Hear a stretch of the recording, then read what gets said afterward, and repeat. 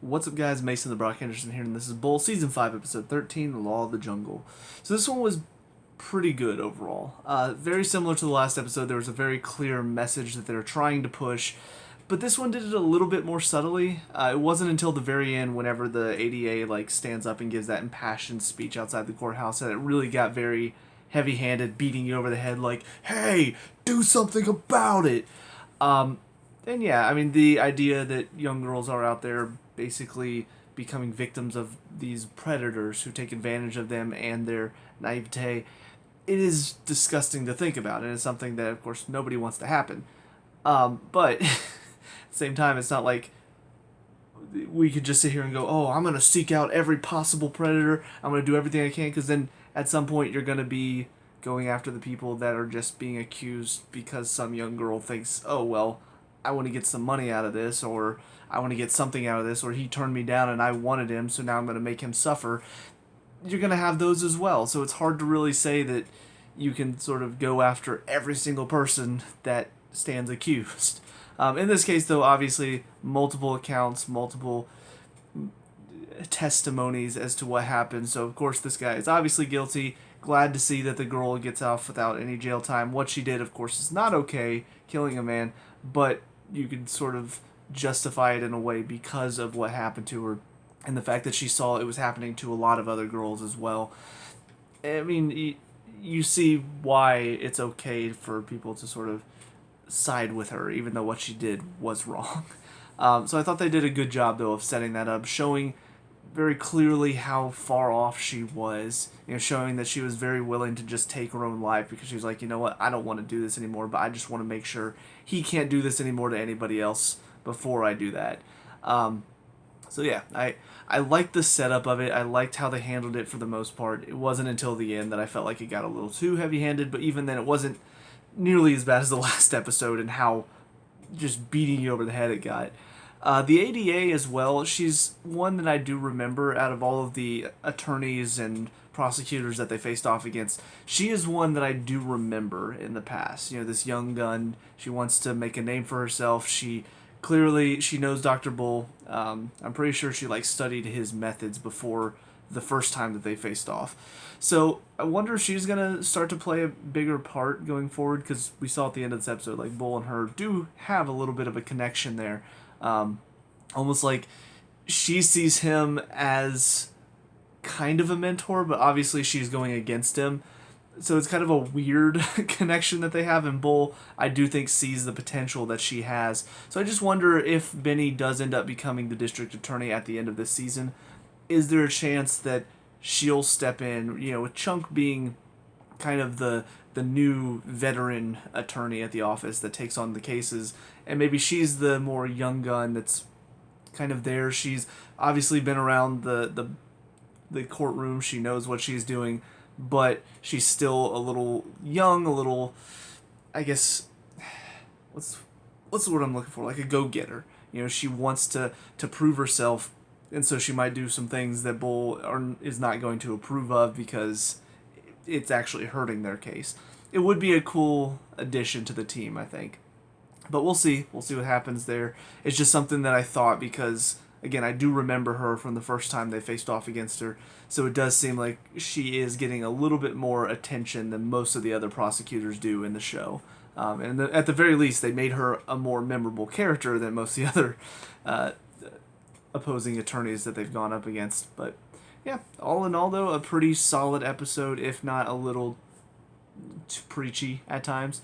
But the message, of course, is something that it is a lot more, I think, harmful personally. It's something that I think most people can relate to. This is something that has happened, and it's something that has not always been dealt with in the past. So it is something that does need to be talked about, but at the same time, there is the feeling of sometimes it's not always what's actually happening. Sometimes there is more of a, oh, this person is just trying to say all this stuff and trying to accuse because of the wrong reasons. So it's always hard to differentiate between the two. But anyway, that's it for me for this episode. On to the next one. I'll see you there.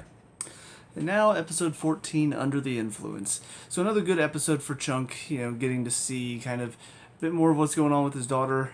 Never really got a resolution as to what happened last season, but assuming, clearly it's been a bit of time and she's not showing any signs of being pregnant, I guess she went through with the abortion. So, yeah, the story just sort of disappeared. And we never saw the end of it. We never saw Chunk being there through the process because it is a difficult process. So yeah, I don't know what's going on with that. But her dating this guy, he seems like a good guy.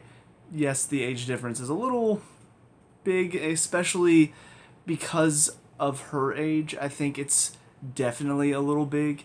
And that's just mainly because I feel like until somebody is 23, 24, I feel like they're still young. They're still too young to be really looking to, I guess, start a family and all of that stuff. Like, some people do. Some people are able to, and that's perfectly fine. But a majority, I think, of people at that age, they don't know what they want to do with their life. They don't know exactly who they are in life yet. There's a lot that I feel like is not figured out yet. So for a 30-year-old to be dating a 21-year-old, I feel like it's just not a good combination. I feel like it's not one that realistically would work out. I guess we'll see what happens, how far they decide to take this relationship. But he at least seems like a good guy. I just feel like it's one of those, she's not really gonna know what she wants until a few years down the line. So I feel like it's more he's taking a bit of a hit here by going so much younger than himself. But, I mean, at the end of the day, it's not like it's illegal or anything. It's just, I don't think those relationships tend to work very well. But I guess we'll see what happens if they decide to carry it on. The other personal story in this is, of course, what's going on with Taylor. She finally does seem to make peace with the woman that her ex is seeing, which I think is nice because they showed she really is a nice person. I think her name's Rachel. Very nice person. She seems to really want to get to know Taylor as well as be there for Taylor's son, which I think is perfectly fine. There's nothing wrong with being friends with your ex or who your ex is seeing. It's not always the case. Sometimes if the situation is bad enough, like in my case, I'm probably not ever gonna really want to be friends with my ex again because of what happened. It kind of depends on the situation.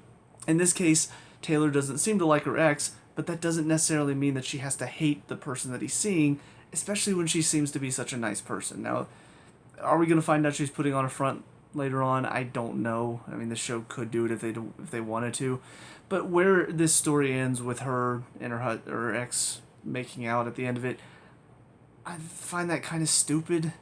Like, I don't know. I really liked where this story was going. I liked the fact that she relied on Rachel, that they seemed to share a moment where it's like, okay, they're starting to become friends. And then at the end of this, now all of a sudden she's back with her ex, and she wants to be back with her ex. Why are we doing this? Like, if he was the one that was like, I want to be with you, or something along those lines, or he kissed her and she like pushed him away, that would be one thing. Because then it's like, well, does she go and say anything to Rachel, who, is just trying to be nice? Maybe Rachel takes it the wrong way and just assumes that Taylor is just trying to break them up. That would be an interesting story, but where it is now, it's like, no, Taylor clearly kissed him back, so it wasn't just something that he was responsible for, she was responsible as well. And it makes me like Taylor less again. I talked about in that episode where she bit off Rachel's head after what happened, I felt like Taylor was in the wrong there, and it made me like her a little bit less as a character. Well, now here we are again, where, okay, she's taking the right steps, and now she's back doing the awful things again. Cool. So yeah, I don't know. I'm just not a fan of this. I think it's dumb. I think it's stupid. I think it's contrived. But we'll see what they decide to do with it. I don't know. Maybe it'll go somewhere interesting. But as far as the case, kind of, it was okay. Because I guess it was a little straightforward, but I liked that it ended with the kid finally wising up and be like, you know what? Yes, I'm worried about what might happen to me, what might happen to this girl that I'm crushing on, but it's what's best. It's what I need to do, or else things are going to end up really bad for me. And there are clearly people that care about me, that want to see me do well, so that's why I'm going to make this decision. So I'm glad that that's how it ended up, but it was pretty straightforward. Like, when I thought about this case, when I thought about where it was going to go, I'm thinking, at the very beginning, okay, so ultimately they're going to try to prove this idea that Chunk has of, well, he brought the hammer, but he wasn't actually going to use it to hurt him. It wasn't until he was getting attacked that's when he used the hammer, which apparently not very effectively.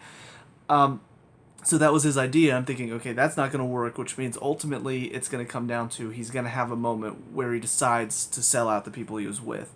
And then whenever they start talking about Vanessa, I'm thinking, okay, so she's why he's not selling him out, because he has this thing for her and he doesn't want to get her in trouble.